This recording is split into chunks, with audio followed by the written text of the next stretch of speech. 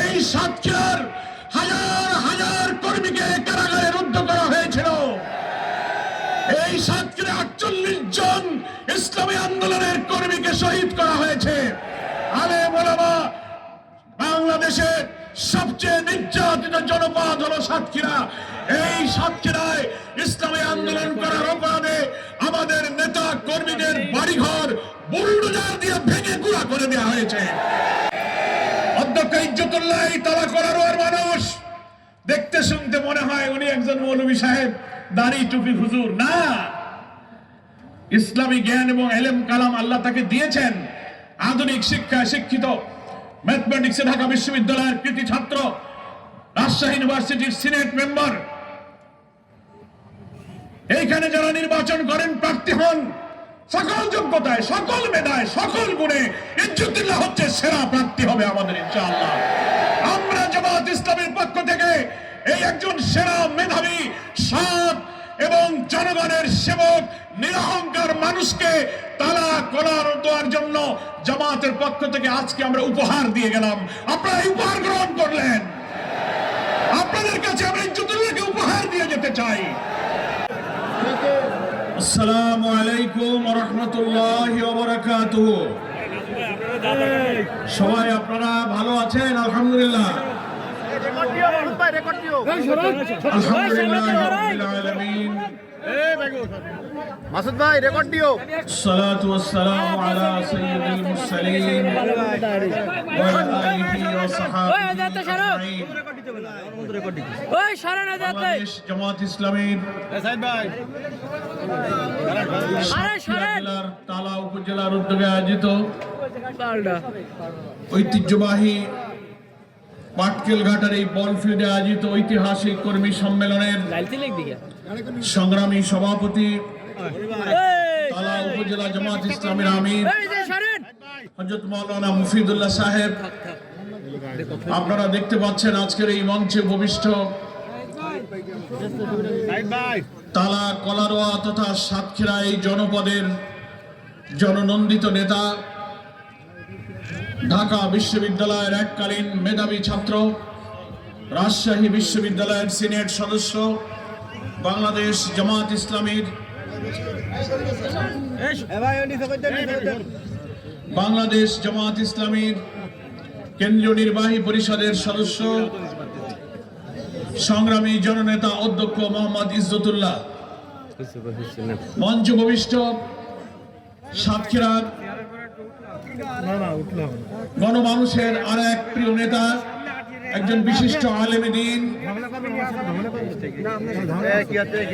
বাংলাদেশ জামাত ইসলামীর কেন্দ্রীয় গণপরিষদের সদস্য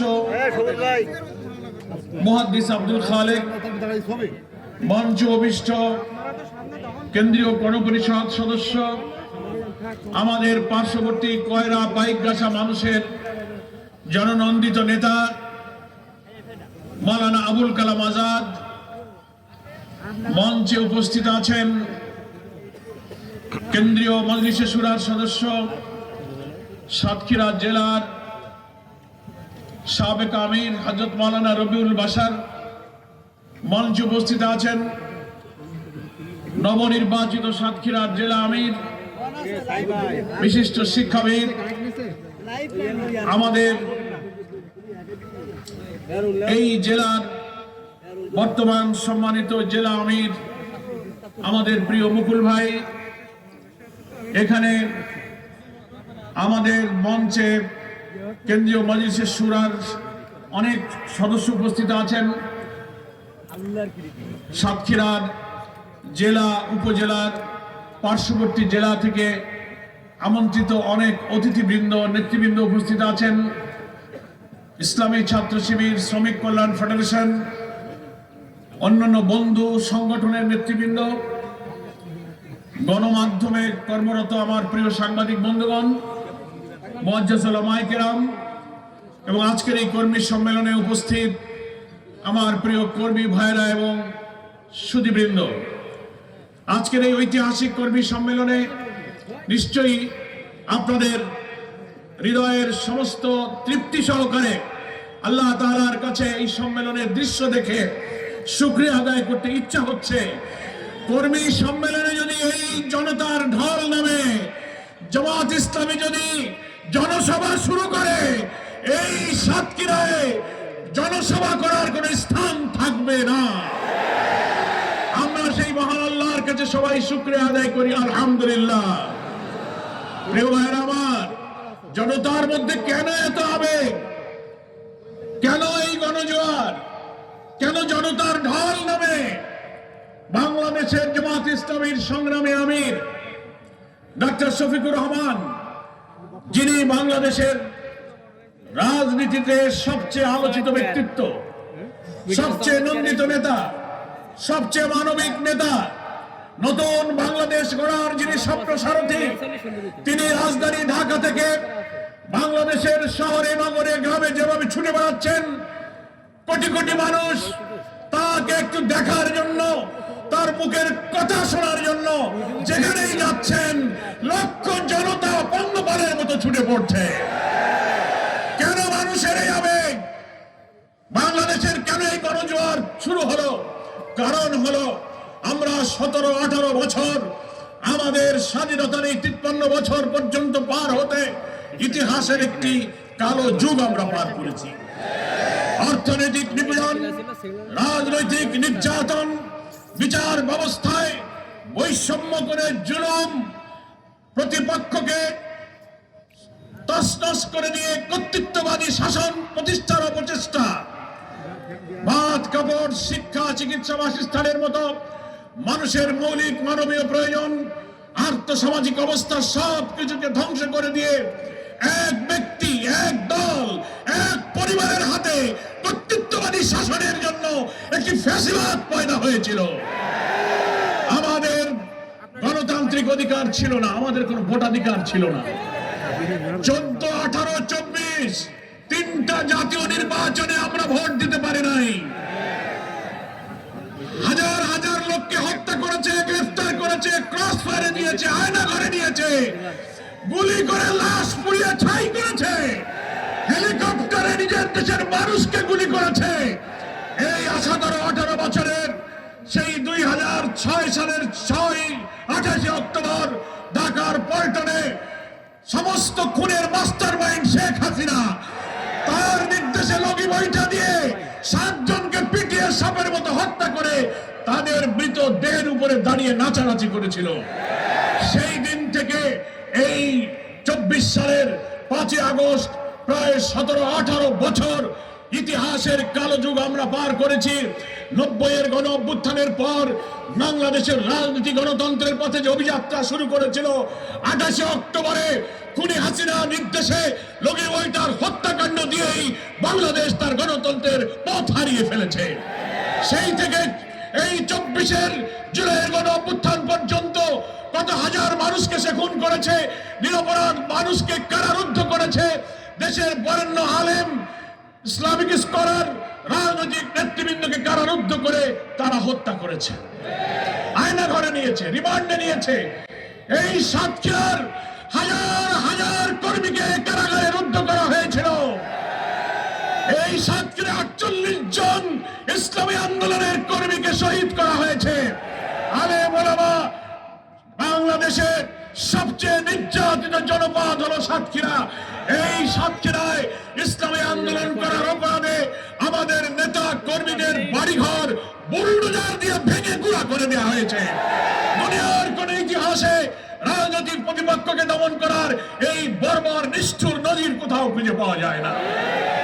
তিনি চেয়েছিলেন উনি শুধু ক্ষমতায় থাকবেন, উনি, ওনার পরিবার, ওনার দল, ওনার সিন্ডিকেট, চাকরি বাকরি, ব্যবসা বাণিজ্য, রাজনীতি সব তার হাতে থাকবে, আর বিরোধী দল সবাইকে শেষ করে দেবে। এটার নামই তো ফ্যাসিবাদ, কি বলেন ঠিক কিনা? এটার নামই হচ্ছে কর্তৃত্ববাদী শাসক। আমি যা বলবো সে কথাই শুনতে হবে, তোমাদের কোনো কথা হবে না। আমরা 15টা বছর বিএনপি, জামাত সহ সব বিরোধী দল আমরা 15, 16, 17 বছর এই ফ্যাসিবাদের বিরুদ্ধে আন্দোলন করে বলেছি, কর্তৃত্ববাদী শাসন, তুমি ফ্যাসিস্ট, তুমি অত্যাচারী, তুমি স্বৈর শাসক, তুমি দেশের সম্পদ লুটপাট করে বিদেশে পাচার করেছো, আত্মসাৎ করেছো, তুমি অবাধ নির্বাচনের ব্যবস্থা করে জনগণকে তার ভোটাধিকার প্রয়োগ করার সুযোগ দাও। তিনি ভাবলেন নির্বাচন যদি অবাধ এবং নিরপেক্ষ হয়, জনগণ যদি স্বাধীনভাবে ভোট দিতে পারে, তাহলে তিনি আর ক্ষমতায় আসতে পারবেন না। কারণ এই 15 বছরের জুলুম, শোষণ, নিপীড়ন, অর্থনৈতিক নিপীড়ন, লুটপাট, অত্যাচার, খুন, বঞ্চনা, বৈষম্য, মানবাধিকার লঙ্ঘন, আলেম ওলামার উপরে নির্যাতন যা করা হয়েছে, তার যে গণবিস্ফোরণ, তার যে আউটবাস্ট হবে, বাংলায় আগুন জ্বলবে, ব্যালটের মাধ্যমে হাসিনার পতন হবে, এই আশঙ্কায় তিনি নিরপেক্ষ নির্বাচনটাকে ঠেকাবার চেষ্টা করেছেন। 14, 18 আর 24-এ কি আপনারা কেউ ভোট দিতে যেতে পেরেছেন? ভোট দিতে সকালে জনগণ ভোটের দিকে যাচ্ছে, রাস্তায় আওয়ামী লীগ, যুবলীগ, পুলিশ লীগ, ছাত্রলীগ বাধা দিয়ে বলে বাড়ি চলে যাও, ভোট হয়ে গেছে। জোর করে যদি কেউ কেন্দ্রে গিয়ে বলে আমি ভোট দেবো, ব্যালট দেন, বলে বাবা ব্যালট ফুরায় গেছে, ব্যালট নাই। এই কারণে আমরা বলেছিলাম আমাদের প্রিয় নেতা সাবেক আমিনে জামাত, ডাকসু জিএস, ভাষা সৈনিক অধ্যাপক গোলাম আজম দলীয় নেতৃত্বে নির্বাচন নিরপেক্ষ হবে না বলে কেয়ারটেকার সরকার অর্থাৎ একটা তত্ত্বাবধায়ক সরকার, অরাজনৈতিক নির্দলীয় সরকারের অধীনে নির্বাচন হলেই সে নির্বাচন নিরপেক্ষ হবে, এই ফর্মুলা দেয়া হলো। বিএনপি, আওয়ামী লীগ একে একে প্রথমে কেউ মানবে না, পরে আস্তে আস্তে মেনে নিল। সেই নির্বাচনের বিধানটা 90-এর গণ অভ্যুত্থানের পরে গঠিত সরকার সকলেই নির্বাচনের পরে পার্লামেন্টে আইন পাশ করে সংবিধান অন্তর্ভুক্ত করা হলো।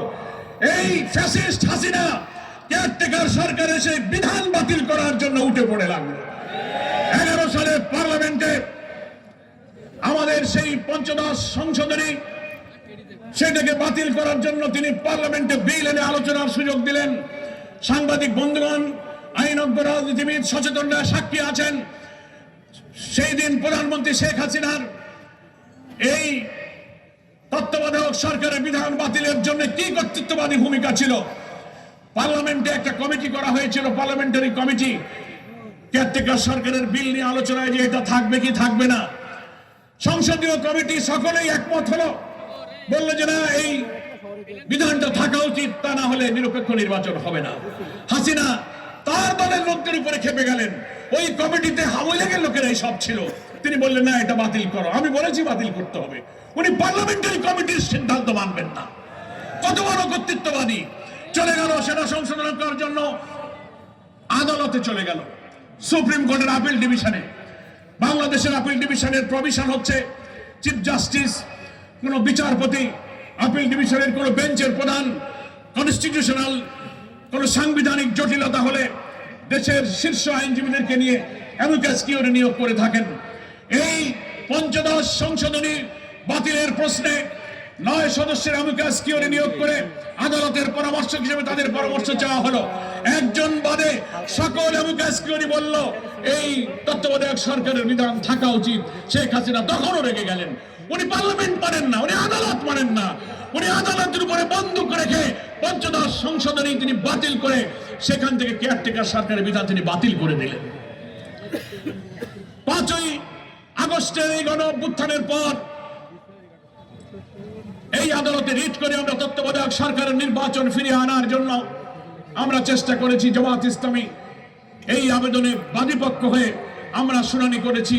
আলহামদুলিল্লাহ আমরা সুবিচার পেয়েছি। আদালতে কেয়ারটেকারের বিধান অক্ষুণ্ণ রেখে এই পঞ্চদশ সংশোধনীর বাতিল করে দিয়ে এই কেয়ারটেকার সরকারের আইন সেখানে সংযুক্ত করা হয়েছে। তাহলে আমি এর কথা বলছি কেন? কত বড় ফ্যাসিস্ট! তিনি পার্লামেন্টের কথা শুনবেন না, আদালতের কথা শুনবেন না, উনার কথাই উনি চলবেন। এই কর্তৃত্ববাদী ফ্যাসিবাদের বিরুদ্ধে আমরা আন্দোলন করেছি। মানবাধিকার নেই, ভোটাধিকার নেই, গণতন্ত্র নেই। আলেম ওলামা, ইসলামী মূল্যবোধে উজ্জীবিত জনশক্তি এবং স্কলারদেরকে গ্রেফতার করে কিভাবে কারাগারে নির্যাতন করা হয়েছে। জামাত ইসলামের আমির মাওলানা মতিউর রহমান নিজামী, আলী হাসান মোহাম্মদ মুজাহিদ, কামারুজ্জামান, মীর কাসেম আলী, এবং আব্দুল কাদের মোল্লাকে বৃদ্ধ বয়সে নিরপরাধ নেক মানুষ, জীবনে তার একটা মিথ্যা বলে নাই, এক টাকা হারাম খায় নাই, কাউকে কষ্ট দেয় নাই, সাজানো মামলা, সাজানো বাদী, সাজানো সাক্ষী, সাজানো ট্রাইব্যুনাল, সাজানো বিচারক দিয়ে কারাগারে ফাঁসিতে ঝুলিয়ে হত্যা করা হয়েছে। অধ্যাপক গোলাম আজম, এই সাতক্ষীরার প্রিয় মানুষ আব্দুল খালেক মন্ডল এমপি, আল্লামা দেলোয়ার হোসেন সাইদি, মাওলানা আবুল কালাম মোহাম্মদ ইউসুফ, মাওলানা আব্দুস সোবহান, অধ্যাপক নাজির আহমদ, মকবুল আহমদের মতো 80, 90, 93 বছরের বৃদ্ধদেরকে গ্রেফতার করে করে কারাগারে ঢুকিয়ে মৃত্যুর দিকে ঠেলে দেওয়া হয়েছে। এই সমস্ত খুন, হত্যা, নির্যাতন, ক্রসফায়ারের মাস্টার মাইন্ড হচ্ছে শেখ হাসিনা। উনি ট্রাইব্যুনাল বানিয়েছিলেন ইসলামী আন্দোলনকে উনি শেষ করে দেবেন। 5ই আগস্টের 4 দিন আগে ওনার মাথাটা গরম হয়ে গেল। কোটি কোটি মানুষের উত্তাল আন্দোলন ঠেকাবার জন্য ইবলিস ওনাকে বুদ্ধি দিল যে সব সমস্যা হলো আর জামাত শিবির, এইটারে ঠেকাও। কি বলেন, ঠিক কিনা? উনি মনে করলেন যে জামাত শিবিরকে নিষিদ্ধ করলে বোধহয় ক্ষমতায় থাকা যাবে। বাইরে মরণের সময় হুঁশ থাকে না। দেখবেন সাগরের ঢেউয়ের মধ্যে যদি কেউ ডুবে মরতে যায়, চারিদিকে হাত লায়, ডুবে যাচ্ছে, বাঁচবে কি করে? সাগর দিয়ে কচুরি পানা, শ্যাওলা পানা যেতে দেখলে শ্যাওলা ধরে বাঁচতে চায়। শ্যাওলা ধরে কি বাঁচা যায়? উনি 5ই আগস্টের 4 দিন আগে সিদ্ধান্ত নিয়ে বললেন যে বাংলাদেশে যত আন্দোলন হচ্ছে, সন্ত্রাস হচ্ছে, সব জামাত শিবির করতেছে। উনি আইন করে জামাত শিবিরকে নিষিদ্ধ করে দিলেন। মহান আল্লাহ তাআলার ইচ্ছা না হলে মানুষের ইচ্ছা পূরণ হয় না। ওয়া তাশাউনা ইল্লা আইয়াশা আল্লাহু রাব্বুল আলামিন। আল্লাহ তাআলা বেশি সময় দিলেন না। দাম্ভিক, অহংকারী, প্রতিহিংসা পরায়ণ শাসকদেরকে আল্লাহ কিছুটা হয়তো ছাড় দেন, কিন্তু একদম ছেড়ে দেন না। জামাত শিবিরের উপরে হাত দেওয়ার 4 দিনের মাথায় আল্লাহ তাআলা তাকে নিষিদ্ধ করে দিলেন। কাপুরুষের মতো পালিয়ে যেখানকার মাল সেখানে ফিরে গেলেন। আর জামাত ইসলামী আর ইসলামী ছাত্র শিবিরকে মহান আল্লাহ পাক মর্যাদা আকাশে উন্নীত করে দিলেন। আমরা সেদিন কারাগারে ছিলাম খুলনায়, হাজার হাজার বন্দী টেলিভিশনে দেখতে পাচ্ছি। সেনাপ্রধান জাতির উদ্দেশ্যে ভাষণ দিচ্ছেন, সাংবাদিকরা প্রশ্ন করছে, আপনি যে রাজনৈতিক নেতাদের উদ্দেশ্যে যে মিটিং করলেন, আপনার মিটিং এ কারা কারা ছিল? সেনাপ্রধান বলছেন, আমাদের মিটিং এ প্রথমেই নাম বললেন জামাতের আমির সাহেব ছিলেন। আল্লাহু আকবার। যে জামাতকে তুমি নিষিদ্ধ করেছো, সেই জামাতের আমির সেনা প্রধান ডেকেছে, বঙ্গভবনে গিয়েছে, এবং সেই জামাত শিবিরকে তুমি নিষিদ্ধ করার পর আল্লাহ তাআলা সেই জামাত শিবিরকে আবার সম্মানিত করেছে। এই সব ক্ষোভ, বিক্ষোভ, গণবিস্ফোরণের কারণে, মানুষের দুঃখ, কষ্ট, বৈষম্য, বঞ্চনার কারণে আজকে বাংলার গ্রামে গঞ্জে মানুষের জোয়ার তৈরি হয়েছে। ফ্যাসিবাদ বিদায় নিয়েছে, এখন আমরা নতুন বাংলাদেশ গড়তে চাই। কি বলেন, ঠিক কিনা? আমাদের সোনার সন্তানেরা রাজপথে আন্দোলন করেছে, আর তাদের স্লোগান ছিল we want justice, we want justice. আমরা সুবিচার চাই, ন্যায় বিচার চাই। আপনি জাস্টিস কোথায় পাবেন, সুবিচার কোথায় পাবেন?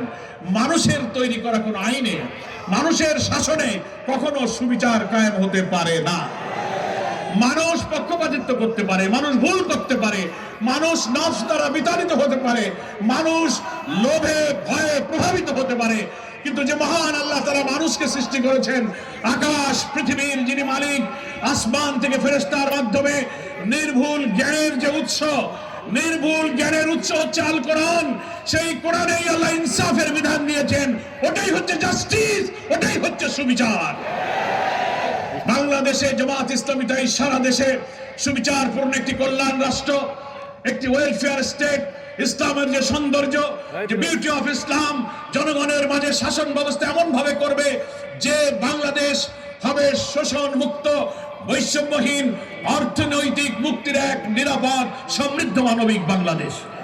কি বলেন? সেই বাংলাদেশের জন্য, সেই বাংলাদেশ নির্মাণের জন্য আজকে তালায় মানুষের জোয়ার নেমেছে। আলহামদুলিল্লাহ। এখন কথা হলো, এমন বাংলাদেশ জামাত ইসলামী নির্মাণ করতে চায় যে বাংলাদেশে মানুষের ভাত কাপড় শিক্ষা চিকিৎসার অভাব থাকবে না। আল্লাহ রাসূল বলেছেন, ইসলামের ভিত্তিতে গঠিত কল্যাণ রাষ্ট্রের শাসকের দায়িত্ব ওই রাষ্ট্রের সব মানুষের মৌলিক সমস্যার সমাধান করা। চাকরি দাও, কাজ দাও, খেতে পড়তে দাও। যদি দিতে না পারো, যারা বেকার থাকবে তাদেরকে প্রতি মাসে বেকার ভাতা দিতে হবে। সকল অসুস্থ মানুষের চিকিৎসা রাষ্ট্রীয় দায়িত্বে নিরাপদভাবে চিকিৎসা সেবা দিতে হবে। আদালতে সুবিচার হবে। কি করেছে তোমরা?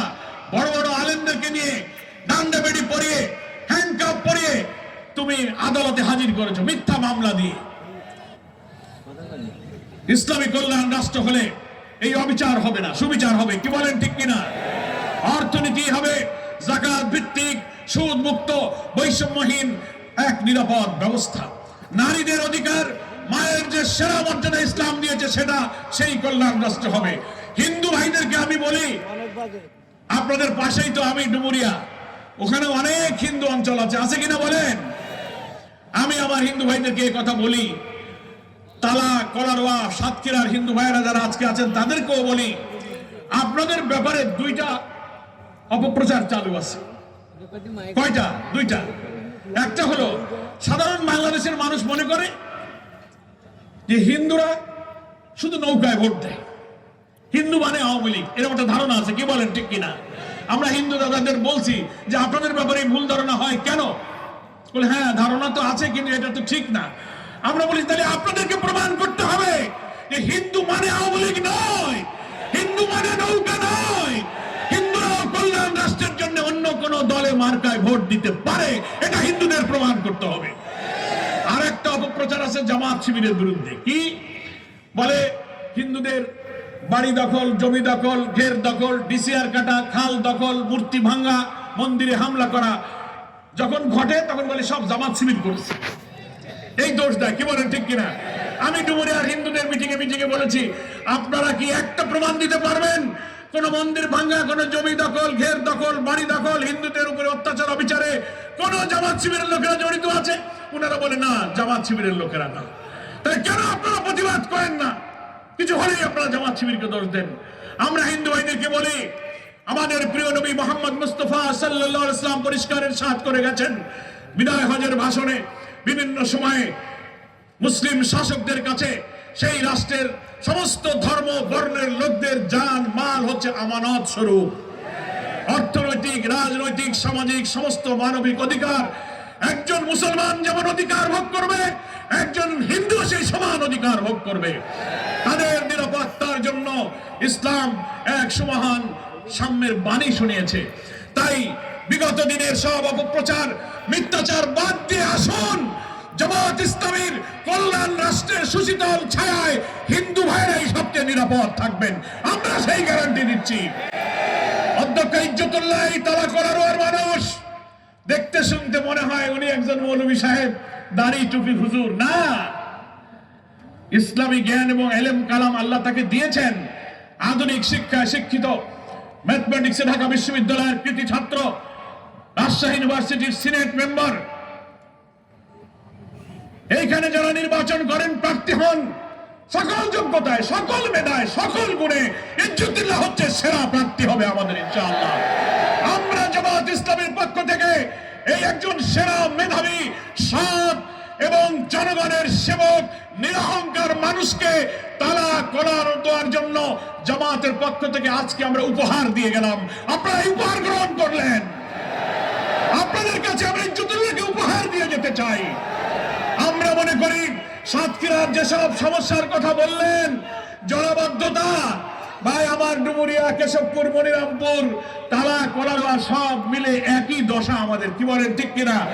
যারা এখানে মন্ত্রী এমপি হয়েছেন 53 বছরে, খেয়াল করেননি 60-এর দশকে ওয়াবদা, বেড়িবাঁধ, বিভিন্ন পোল্ডার বানিয়ে পানি উন্নয়ন বোর্ড থেকে যা করা হয়েছিল স্বাধীনতার পরে, 60-এর দশকের পরে এখানে আর কেউ কোনো সংস্কারের কাজ করেনি। সিল্টেড হয়ে, নদী ভরাট হয়ে, খালগুলো, সুইচ গেটগুলো ভরাট হয়ে, পানি নিষ্কাশন বন্ধ হয়ে এখন ফসল, মাছ, কৃষিকাজে দারুণ ক্ষতি হচ্ছে। আমরা সরকারকে বলেছি এই অঞ্চলের জলাবদ্ধতা নিরসনে হাজার হাজার কোটি টাকার বড় মহাপরিকল্পনা নিতে হবে। সরকারের লোকদের সাথে আমারও কথা হয়েছে, ওনারা বলেছেন স্যার আমরা চেষ্টা করছি, প্রাথমিক পর্যায়ে পানি নিষ্কাশনের কিছু পরিকল্পনা সরকার নিয়েছে, এই শুকনো মৌসুমেই কিছু কাজ শুরু করার জন্য আমরা সরকারকে বলেছি, ওনারা কথা দিয়েছেন কিছু কাজ ইনশাআল্লাহ শুরু হবে। আমার তালাকলারবাসী, আমরা আমাদের সোনার ছেলেরা যে 2000 ছাত্র জীবন দিল, 4000 ছাত্ররা আহত হলো, তাদের এই রক্তেই জীবনের ঋণ আমাদের শোধ করতে হবে, হবে কিনা বলেন? সেই ঋণ ওরা তো আর এই নতুন বাংলাদেশ দেখে যেতে পারলো না।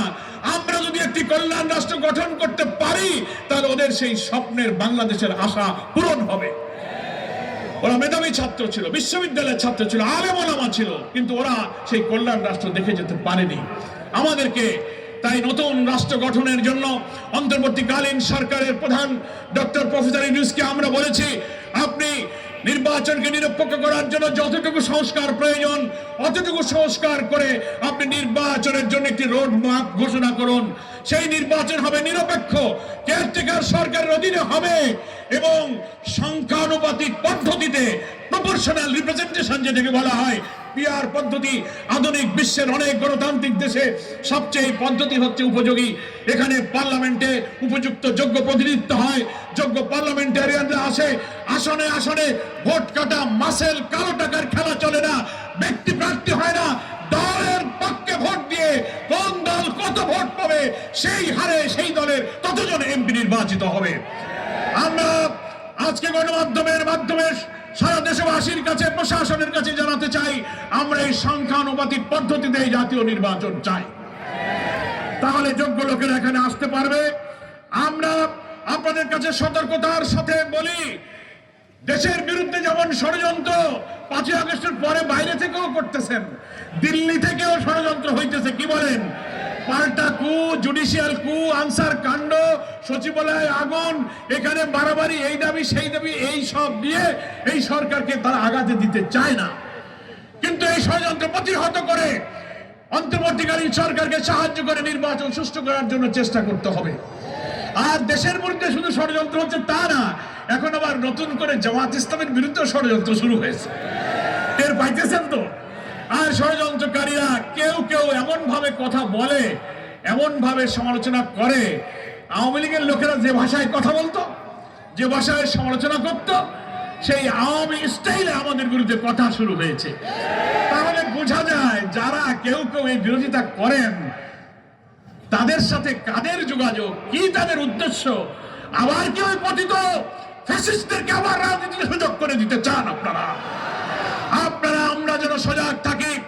সকল রাজনৈতিক দলের কাছে আমাদের আপিল থাকবে, আমাদের আমিরে জামাত বলেছেন, আসুন ফ্যাসিবাদ বিরোধী আন্দোলনে আমরা যারা মাঠে ছিলাম, তাদের মধ্যে যেন কোনো ঐক্য বিনষ্টকারী কোনো কথা, কোনো বক্তব্য আমরা নিজেদের মধ্যে যেন চালাচালি না করি, কি বলেন, ঠিক কিনা? বিএনপি, জামাত, সকল দল আমরা জুলাইয়ের অভ্যুত্থানের চেতনাকে ধারণ করে একটি জাতীয় ঐক্যের পরিবেশ সৃষ্টি করে যদি জাতীয় ঐক্যের মধ্য দিয়ে আমরা নির্বাচনে যেতে পারি, তাহলে আওয়ামী ফ্যাসিবাদ আগামী নির্বাচনের মধ্য দিয়ে এই রাজনীতিতে তাদেরকে জিরো করে দেওয়া যাবে, তাদেরকে ইনশাআল্লাহ রাজনীতির মাঠ থেকে বিদায় করে দেওয়া যাবে। আর আমরা যদি হানাহানি করি, ওই পতিত স্বৈরাচাররা আবার একটা সুযোগ খোঁজার চেষ্টা করবে।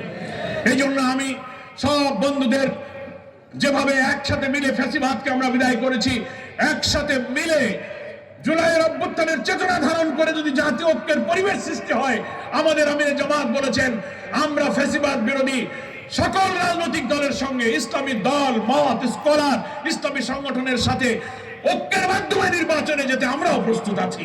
একটি জাতীয় ঐক্যের পরিবেশ তৈরি করার জন্য আমি সকল রাজনৈতিক দলকে রাজনৈতিক বক্তব্য, ভাষা বাক্যে যেন গণতন্ত্র, ভোটাধিকার এবং ঐক্যের সুর যেন ধ্বনিত হয়, সেটা আমাদেরকে খেয়াল করতে হবে। আরেকটি কথা বলে আমি আপনাদের কাছ থেকে বিদায় নেব, আসরের আগেই শেষ হবে, আপনারা এই সভাপতির কথা শুনে আপনারা আশা করি যাবেন। সেটা হচ্ছে, আমরা এমন একটি বাংলাদেশ চাই যে বাংলাদেশ আল্লাহর কাছ থেকে নাজিল হওয়া ওহির জ্ঞানের ভিত্তিতে, ইনসাফের ভিত্তিতে কায়েম হবে এবং সেখানেই আল্লাহর কল্যাণ এবং রহমত নাজিল হবে। অভাব, অনটন, দুঃখ থাকবে না, অন্নহীন বস্ত্রহীনের মর্ম ব্যথা, নিরশ্রয়ের আকুতি, নিরন্ন মানুষের কান্না থাকবে না, সবাই সাম্য থাকবে। আল্লাহ কোরআনে বলেছেন, ওয়ালাউ আন্না আহলাল কুরা আমানু ওয়াত্তাকাউ লাফাতাহনা আলাইহিম বারাকাতিম মিনাস সামাই ওয়াল আরদ। আল্লাহ বলছেন কোন জনপদের মানুষ যদি আল্লাহর উপর ঈমান এনে আল্লাহকে ভয় করে, আল্লাহকে ভয় করে অর্থ হলো প্রেসিডেন্ট, প্রধানমন্ত্রী, DC, SP, police, UNO, chairman, member, সকল মানুষ তার দায়িত্ব পালনে আল্লাহকে কৈফিয়ত দেওয়ার ভয় করবে। একটা টাকা চুরি করে আল্লাহ আমাকে পাকড়াও করবেন, এই তাকওয়া, এই ভয়ের ব্যাপারে আল্লাহ বলেছেন আমানু ওয়াত্তাকাউ, ঈমান আনার পর আল্লাহকে ভয় করে যদি রাষ্ট্র গঠন করতে পারো, লাফাতাহনা আলাইহিম বারাকাতিম মিনাস সামাই ওয়াল আরদ, আকাশ এবং পৃথিবীর সমস্ত বরকতের দরজা সেই জাতির জন্য খুলে দেওয়া হবে। আমরা সেই বরকতের বাংলাদেশ চাই, সমৃদ্ধ বাংলাদেশ চাই, সুজলা সুফলা শস্য শ্যামলা নদীমাতৃক এই বাংলাদেশ যদি চুরি, দুর্নীতি, লুটপাট, অনাচার, পাপাচার বাদ দিয়ে আল্লাহকে ভয় করে শাসন কায়েম হয়, সেই বাংলাদেশেই শান্তি বিরাজ করবে। হিন্দু, মুসলিম, বৌদ্ধ, খ্রিস্টান মিলেমিশে আমরা থাকব। আগামী জাতীয় নির্বাচনে আশা করি সেই কল্যাণ রাষ্ট্রের পক্ষে আপনারা থাকবেন এবং আমাদের উপহার নিয়ে যাওয়া এই জননেতা অধ্যক্ষ ইজ্জতুল্লাহ যেন আপনাদের অসমাপ্ত কাজ সাবেক এমপি শেখ আনসার আলী যা করেছিলেন তার স্মৃতি স্মরণ করে বলতে চাই, সেই সন্ত্রাস দমনার উন্নয়নের তালা, উন্নয়নের কলা দোয়া করার জন্য আমরা যদি ইজ্জতুল্লাহকে দায়িত্ব দিতে পারি, আমাদের সেই আশা ইনশাআল্লাহ তিনি পূরণ করবেন। মহান আল্লাহ তাআলা আমাদেরকে সে তৌফিক দান করুন। ওমা তৌফিকি ইল্লা বিল্লাহ, হাযা মা ইনদি ওয়াল ইলমু ইনদাল্লাহ, আলাইহি তাওয়াক্কালতু ওয়া ইলাইহি উনীব। আসসালামু আলাইকুম ওয়া রাহমাতুল্লাহি ওয়া বারাকাতুহু।